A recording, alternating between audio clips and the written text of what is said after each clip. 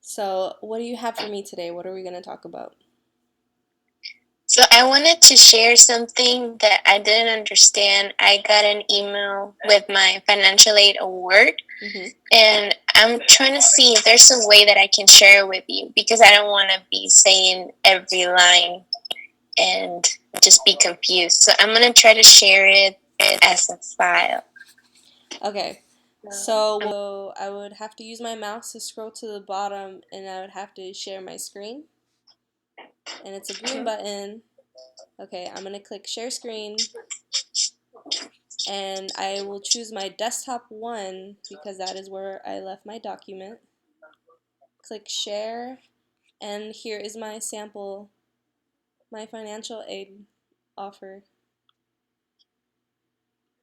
Do you see it? I see it. Stop sharing with you now and there's a red button.